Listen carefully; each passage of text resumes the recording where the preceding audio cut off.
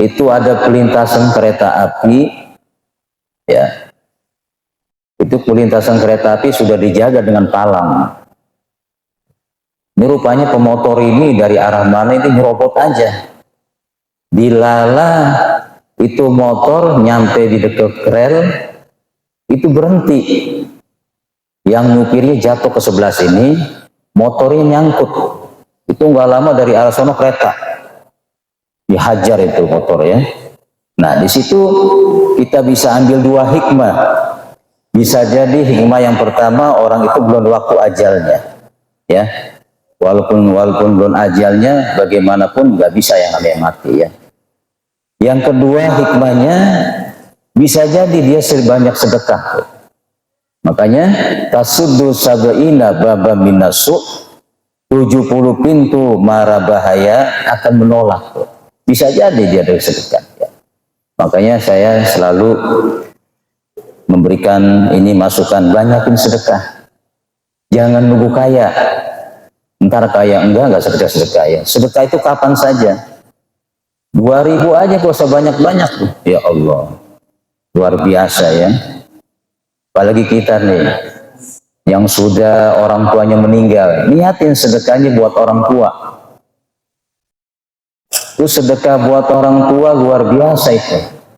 Ya, Allahu Akbar. Bukan sedekah aja, doain orang tua juga luar biasa. Doanya mah gampang. Rabbi firli wali walidayya warhamhuma kama rabbayani shaghira. Itu dengan doa begitu, orang tua yang sedang disiksa di kuburan, itu Allah angkat siksaannya. Sampai-sampai ahli kubur mengatakan kepada malaikat, ya malaikat, kenapa engkau berhenti menyiksa aku? Biasanya setiap hari aku dipecut, dihajar, dipecut. Kenapa hari ini berhenti? Apa kata malaikat? Aku nggak sanggup menyiksa kamu. Memang kenapa, kata ahli kubur? Noh, anak kamu tuh yang ada di dunia sedang berdoa buat kamu. Rabbi firli wali walidayya warhamhuma kama rabbayani shaghira. Diberhenti ya. Mungkin kita sebagian ini udah nggak banyak punya orang tua, bacain doa. Ya Allah, apalagi dikasih sedekah buat orang tua, ya Allah ya. Jangan pelit. Diulang lagi, kita jadi orang sukses, jadi orang yang punya pangkat, punya kedudukan, itu kan berkat orang tua, ya. Walaupun sesuatunya itu dari Allah, jangan ditinggalkan kebaikan orang tua. Orang tua luar biasa itu. Nah, makanya di sini dikatakan dengan sedekah tuh. Jadi sedekah sifatnya umum. Almarhum Al-Makhurah Bapak Kiai Haji Ahmad Humeroh yang dulu pernah ngajar di sini. Pernah ngajar di sini dia malam Senin kalau ngajar, kalau nggak salah, malam Selasa kalau nggak salah. Dia mengatakan orang yang sukses itu bukan orang yang punya jabatan. Orang yang sukses itu bukan orang yang punya kedudukan. Orang sukses itu bukan orang yang banyak rumahnya, banyak hartanya, bukan. Orang yang sukses itu ketika orang tuanya meninggal dunia, dia selalu mendoakan orang tua. Ini yang namanya orang sukses. Ya. Jadi walaupun dia hartanya banyak, sesuatunya punya, nggak suka ngedoain orang tua, nggak sukses. Tuh Mu'alim Humeroh ya, yang dulu pernah ngajar di sini ya. Walaupun dia punya kedudukan jabatan sehebat apapun, nggak termasuk orang yang sukses. Orang yang sukses itu orang yang mendoakan kedua orang tua ketika orang tuanya sudah meninggal. Ya, jadi kembali lagi berkaitan dengan sedekah. Ya. Dan sedekah buat orang tua ada. Orang tua kita meninggalkan harta itu sedekahin dengan tahlilan, ya, dengan bacain doa, itu termasuk diantaranya. Dan luar biasa ini namanya sedekah. Diulang lagi, gara-gara sedekah hanya beberapa ribu, kalau dinilai dengan rupiah nggak seberapa. Tapi gara-gara bersedekah, ya Allah luar biasa. Dulu pernah saya ceritakan dulu kan, di daerah Jawa Tengah itu ada sebuah pasar, kalau nggak salah 2 lantai. Ini pasar ini 2 lantai ini terbakar, habis seluruh bangunan tuh ya, kios-kios. Tapi anehnya ada satu kios yang tidak terbakar dan barang-barangnya tidak terkena sengatan api. Ya Allah, luar biasa ya. Kalau yang lainnya kebakar habis, ini enggak. Sedikit pun enggak ada barang-barang dia yang terbakar. Ternyata selidik punya selidik, orang yang jualan di sini dia punya dua keistimewaan. Keistimewaan yang pertama, kalau ada orang belanja di toko dia, uangnya kurang. Ya kurangnya nggak seberapa lah, 3.000, 2.000, 1.000, langsung dihalalkan. Udah nggak usah bayar. Kalau kamu nunggu besok takutnya kamu mati membawa dosa. Udah, tuh yang hebat ya. Yang kedua, ini orang ini sering banyak sedekah. Ya, makanya itu tadi hadis tadi itu, orang yang banyak sedekah, tasudu sab'ina baba minasu. 70 pintu mara bahaya akan menolak kita. Ya. Banyakin sedekah ya. Ya Allah. Dan sedekah itu dikatakan dalam hadis, dikatakan lagi as-shadaqatu tazidu birizki. Orang yang bersedekah itu ditambahin lagi rezekinya. Ya Allah, nggak ada orang yang banyak sedekah itu miskin, kaya terus. Ya.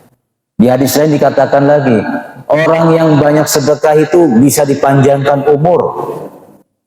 Ya, walaupun umur kita sudah ditentukan Allah, tapi kita banyak sedekah, banyak bermasyarakat, nanti Allah panjangkan umur lagi. Itu hebatnya sedekah tuh. Ya. Makanya kan sering saya ceritain lagi nih ya, mudah-mudahan aja ada manfaatnya ya. Itu Nabi Daud, tahu kan? Nabi Daud bapaknya siapa itu? Bapaknya Nabi Sulaiman. Itu Nabi Daud pagi-pagi kedatangan tamu. Tamunya nggak sembarangan orang, malaikat maut. Kaget Nabi Daud, ada apa ini? Malaikat maut pagi-pagi datang. Hanya memberikan salam. Assalamualaikum, dijawab oleh Nabi. Waalaikumsalam. Wahai malaikat maut, ada kabar apa? Apakah engkau pengen mencabut ruhku? Tidak. Saya mau ngasih kabar kepada engkau ya Nabi Daud. Apa? Itu sahabatmu yang selalu berdua dengan kamu, yang selalu akrab dengan kamu, si Fulan, usianya tinggal 50 hari lagi. Ya, jadi malaikat maut datang ngasih kabar gitu bahwa kawannya Nabi Daud umurnya tinggal 50 hari lagi. Nabi Daud termenung, ya Allah, kawan saya baik orangnya, ya. Dia akan menemui ajal 50 hari lagi. Akhirnya berita ini disampaikan kepada Nabi Daud. Wahai sahabatku, tadi ada malaikat maut. Dia memberikan salam kepadaku bahwa engkau katanya usianya tinggal 50 hari lagi. Biasanya kalau orang dikasih tahu meninggal segitu gimana reaksinya? Pastikan yang pertama banyak berbuat baik, benar kan? Banyak sedekah, banyak sholat, pokoknya tiada hari tanpa berbuat baik. Itu dilakukan oleh sahabatnya Nabi Daud tuh. Setiap hari, terus saja tuh. Di hari yang ke-49, sahabatnya Nabi Daud membuat makanan yang enak, hidangan yang lezat. Untuk siapa ini? Untuk Nabi Daud. Sebagai tanda perpisahan terakhir, saya pengen membuat makanan yang lezat untuk Nabi Daud. Dibikinnya tuh makanan yang lezat. Ya. Nah, di hari ke-49 itu dibawanya makanan tuh ke rumahnya Nabi Daud. Di dalam perjalanan sahabat Nabi Daud melihat orang kelaparan. Biasa kan kalau orang kelaparan bahasanya kan melas ya. Tuan, minta sedekahnya Tuan, saya belum makan dari pagi ya. Itu tiba-tiba sahabat Nabi Daud mendengar ucapan orang itu merasa iba, merasa kasihan. Ya Allah, dia membutuhkan makan. Kalau nggak buru-buru dikasih dia bisa mati ya Allah. Saya ikhlas ya Allah, biarkan. Mungkin ini bukan rezekinya Nabi Daud, ini rezekinya orang minta-minta. Dikasih itu makanan yang tadi dibuat Nabi Daud. Bapak, ini makanan buat Bapak ya, insya Allah Bapak bisa sehat kembali. Biasanya orang kalau dikasih sedekah kan doanya luar biasa ya. Mudah-mudahan Bapak dipanjangkan umur, diberikan rezeki yang bertambah. Tuh doanya orang susah. Rupanya doanya dia diijabah oleh Allah. Udah ngasih makanan di orang minta, sahabat Nabi Daud ke rumahnya Nabi Daud dengan tangan hampa karena makanan diberikan kepada orang minta-minta. Begitu sahabatnya berjumpa, Assalamualaikum, disambut dengan ramah oleh Nabi Daud, Waalaikumsalam. Nabi Daud tersenyum. Sahabatnya heran. Dalam hati ini Nabi Daud tersenyum, apa sebentar lagi saya mau dicabut nyawanya? Apa kata sahabatnya? Ya Daud, kenapa engkau tersenyum? Apakah engkau senang ya? Aku nanti sebentar lagi akan dicabut nyawanya. Apa kata Nabi Daud? Wahai sahabatku, aku tersenyum itu aku bahagia senang. Barusan sebelum engkau tiba, tadi malaikat maut datang. Salam dari Allah, salamkan kepada Nabi Daud bahwa sahabatnya usianya dipanjangin lagi oleh Allah. Berapa tahun? 50 tahun lagi. Oh, ya. Sebab apa dia? Gara-gara apa? Sedekah. Sedekahnya dengan ikhlas. Dipanjangin lagi umurnya. Ya Allah, ya. Makanya kita sedekah jangan dianggap sepele. Maaf, orang biar ahli ibadah bagaimana, nggak pernah sedekah, la yadkhulunal jannah, nggak bakal masuk surga orang pelit. Ya. Al-bahil la yadkhulunal jannah. Orang pelit nggak bakal masuk surga. Walau kana zahidan, sekalipun dia zuhud, ahli ibadah. Kalau pelit nggak masuk surga. Ya. Makanya zamannya Rasulullah itu para sahabat menyumbangkan hartanya luar biasa. Ya, dikasih hartanya kepada buat kepentingan agama. Ya, jadi kembali lagi jangan sampai kita sedekah kita tinggal. Berapa saja sedekah? Ya, masukin tuh 5.000, 2.000. Ini pahala buat kita. Bapak punya duit 100.000, dimasukin 10.000, berarti kan 90.000.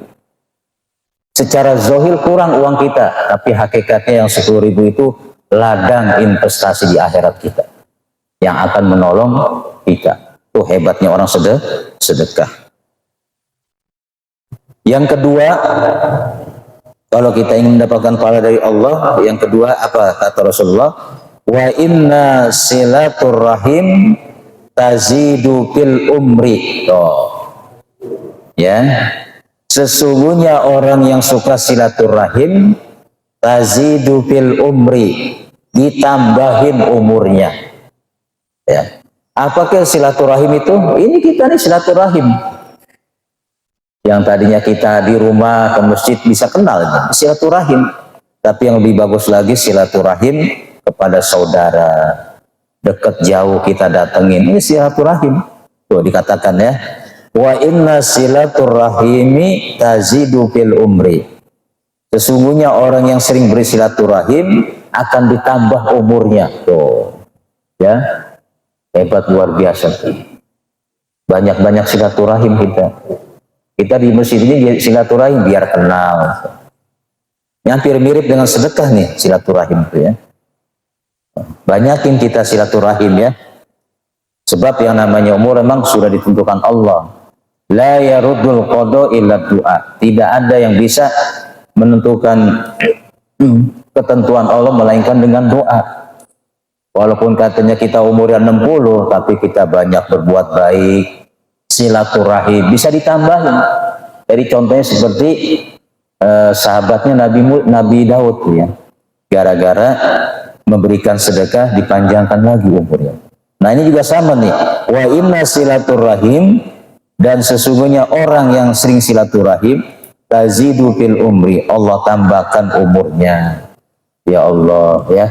Makanya kita kalau awal tahun pergantian tahun itu kan artinya itu umur kita bertambah. Ya. Dari tahun 2025 masuk 2026 kan artinya umur kita bertambah.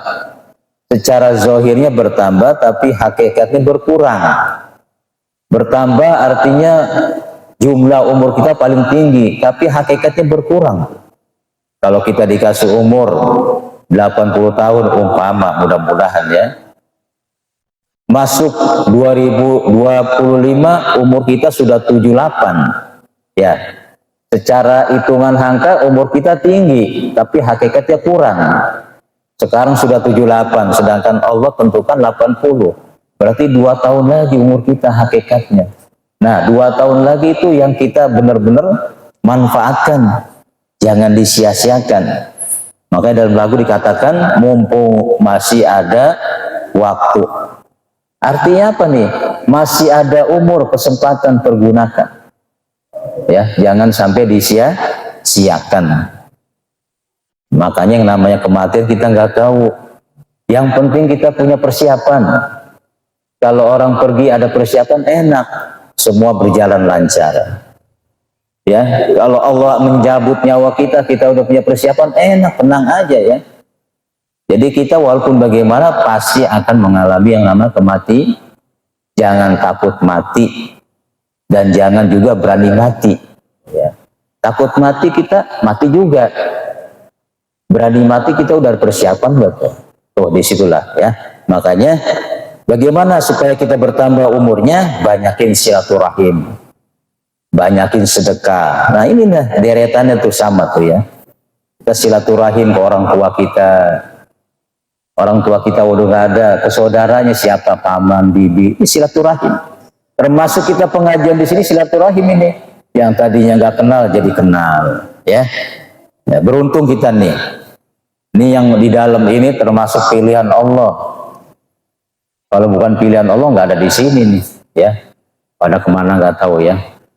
Makanya gak usah heran, yang namanya hidayah, yang namanya petunjuk itu Allah yang ngasih. Makanya gak usah heran, saya ulang-ulang ya. Yang jauh-jauh datang pengajian, yang deket ya biasa-biasa aja. Karena apa? Hidayah mahal. Innal huda hudallah, sesungguhnya petunjuk itu Allah yang ngasih. Jadi kita beruntung nih malam ini dapat petunjuk ya. Banyak orang yang jauh-jauh pada ngaji, yang deket malah biasa-biasa aja. Karena apa nih? Hidayah mahal. Petunjuk itu mahal. Nabi aja nggak bisa ngasih petunjuk pamannya, nggak bisa ngasih hidayah kepada pamannya, yaitu siapa? Abu Lahab. Itu kan pamannya, adik bapaknya tuh. Nggak bisa dapat petunjuk, bahkan dapat siksa dari Allah Subhanahu. Tapi yang hebatnya Abu Lahab, setiap malam Senin itu dia nggak disiksa. Padahal dia udah diponis itu. Di dalam surat Al-Lahab ada kan? Tabat yada abi lahabil lahab. Binasalah kedua tangan Abu Lahab. Diponis itu, di suratnya ada. Tapi kenapa malam Senin dia mendapat keringanan siksa? Artinya malam Senin nggak disiksa. Ini ada ceritanya nih. Ketika dia mendengar Nabi Muhammad SAW lahir, dia dikasih kabar sama budaknya. Ya Aba Lahab, bahwasanya keponakan kamu itu lahir, diberi nama Muhammad. Padahal jadi musuh nanti. Begitu mendengar berita dari budaknya bahwa keponakannya lahir diberi nama Muhammad, itu Abu Lahab senang sekali, gembira. Bahkan menurut cerita sambil loncat-loncat saking gembiranya tuh. saya punya keponakan Muhammad, ya Allah. Padahal bahkan menjadi musuh. Dan hari itu juga budaknya yang memberikan kabar, kata Abu Lahab, wahai budakku, engkau selama ini ngikut kepada aku. Karena hari ini engkau memberikan kabar gembira buat aku, hari ini juga, detik ini juga kamu saya bebaskan. Kamu bukan jadi budak saya lagi, silakan kamu bebas. Ini gara-gara begini tuh, setiap malam Senin siksanya diangkat tuh. Ya Allah, ya. Apalagi kita nih umatnya nih yang melaksanakan perintah sholat. Itulah hebatnya Allah memberikan hidayah kepada hambanya. Ya, makanya kita harus bersyukur nih. Kita diberikan hidayah, petunjuk. Apa sih hidayah sama taufik? Ya, hidayah, taufik. Hidayah itu orang yang baru ngaji, malam ini dia baru ngikut ngaji nih. Ya, begitu habis ngaji, besoknya dia amalkan. Udah dapat hidayah tuh, petunjuk tuh. Besoknya lagi ngaji lagi. Itulah namanya taufik tuh. Artinya dia dapat ilmu. Ya. Ya, makanya kita bersyukur sama Allah diberikan hidayah oleh Allah. Yang ketiga, wa inna sana'inal ma'ruf taqibi masari as-su'i. Ya. Dan sesungguhnya perbuatan yang baik itu bisa menghindarkan dari perbuatan yang buruk. Artinya kalau kita biasa suka berbuat yang baik, insya Allah dijauhkan dari keburukan, kejahatan. Yaitu sama tadi seperti yang di atas tadi ya. Kita berbuat baik, nanti Allah memberikan kepada orang bisa menolong kita. Tuh, karena berbuat baik. Bapak sering buka di YouTube kan ya? Itu di YouTube ada saya ngeliat buka tuh. Ada orang berdiri di pinggir jalan. Rupanya dia mau jaga mau nunggu mobil jemputan. Dia ngeliat di sini ada sepeda jatuh. Banyak orang lewat, nggak ada yang peduli. Benerin kek, ya? Nggak ada yang peduli orang. Dia lagi berdiri. Dia jalan, itu sepeda yang jatuh dibenerin sama dia tuh. Begitu dia lagi benerin sepeda yang jatuh, dari arah sono mobil kenceng, nabrak pagar yang tadi anak itu berdiri. Tuh, kebaikan akan menghindarkan keburukan. Gara-gara ngebenerin sepeda, dia dihindar dari perbuatan yang buruk, yang jahat. Luar biasa tuh ya. Kadang-kadang mereka itu kurang peduli. Makanya ada istilah, ada orang sadar, ada orang yang punya kesadaran. Ya, ada orang sadar, ada orang punya kesadaran. Ini kita maaf, insya Allah kita termasuk orang sadar. Tapi bisa nggak kita punya kesadaran? Ya, yang berat itu kesadaran. Kan kalau orang yang berpikir logikanya begitu kan, itu sepeda jatuh biarin aja, punya orang, apa hubungan dengan saya, bener kan? Karena orang itu punya kesadaran, dibenerin sama dia tuh, nggak perlu nunggu orang. Tapi dengan izin Allah ketika dia ngebenerin sepeda, itu udah seketika juga mobil kenceng nabrak pagar itu yang mereka tadi berdiri. Ya, coba kalau dia nggak benerin sepeda, hancur itu.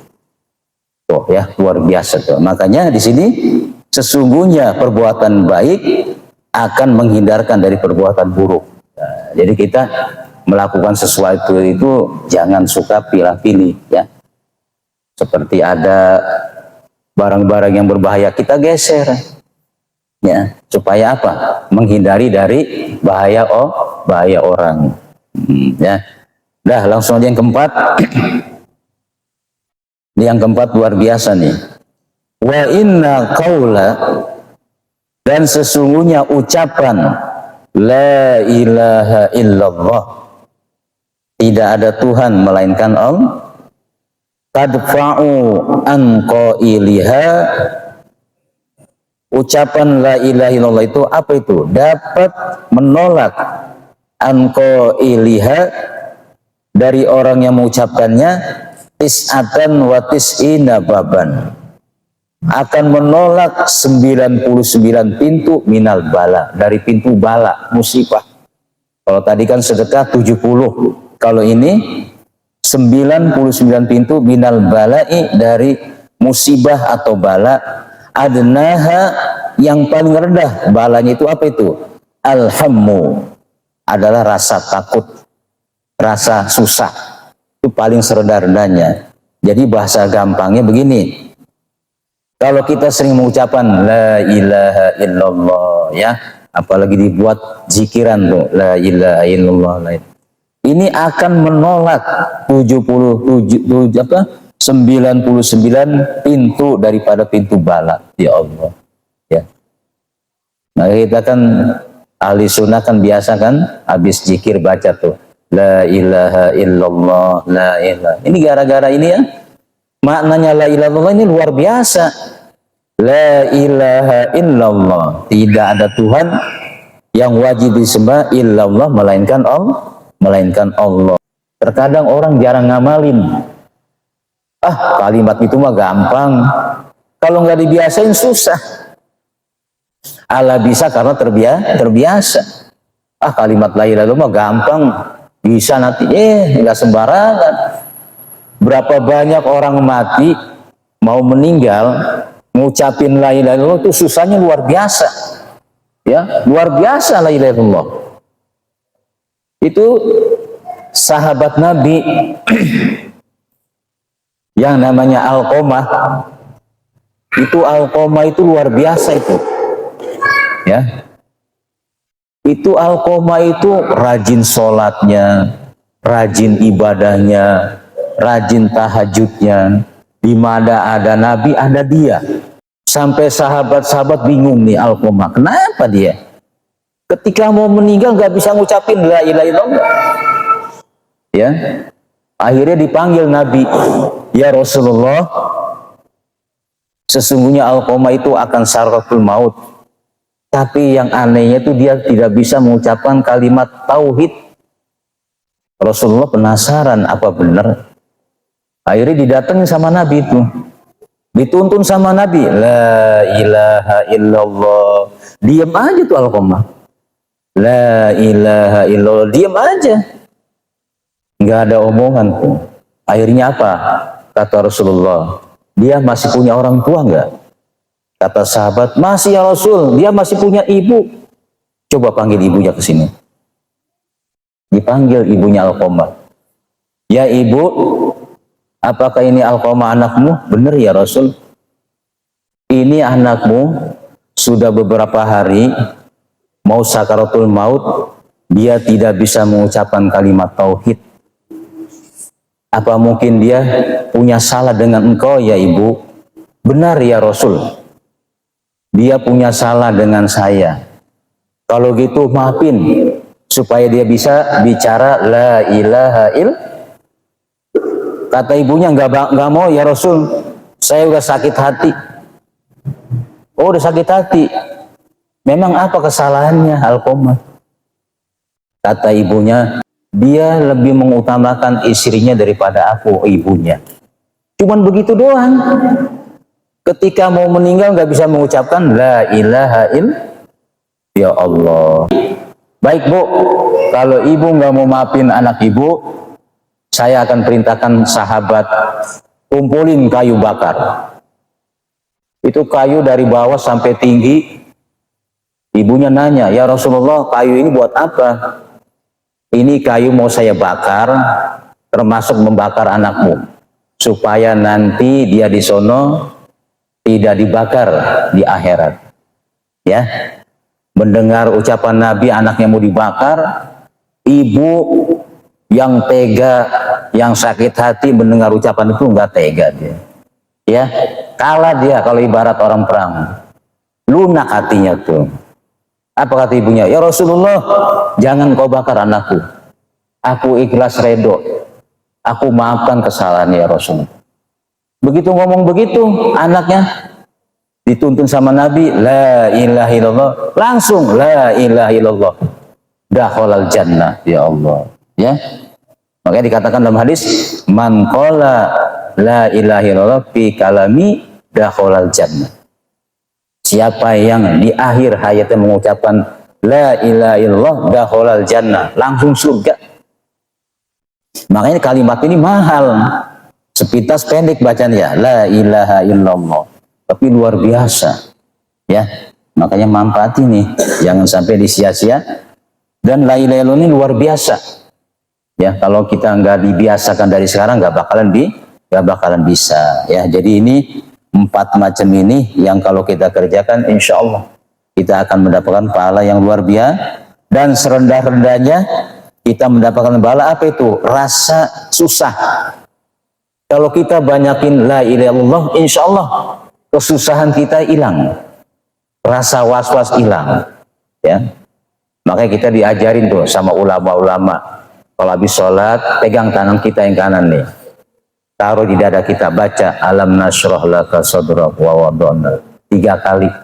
Ya, tuh. Diajarin tuh ulama-ulama dulu. Makanya ulama-ulama dulu luar biasa, ya, manfaat. Ya, jadi 4 macam itu yang harus kita lakukan ya. Mudah-mudahan ada manfaatnya. Ya. Al-hadiniyah al-fatihah. A'udzubillahi minasyaitonirrajim. Bismillahirrahmanirrahim. Alhamdulillah rabbil alamin. Wa sallallahu ala sayyidina Muhammadin wa ala alihi washabihi wasallam. Subhana rabbika rabbil izzati amma yasifun. Wassalamun ala mursalin. Walhamdulillahi rabbil alamin.